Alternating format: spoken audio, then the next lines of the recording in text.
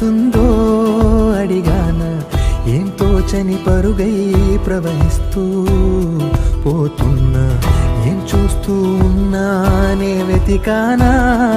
ఏదైనా, ఊరికెనే చుట్టూ ఏవేవో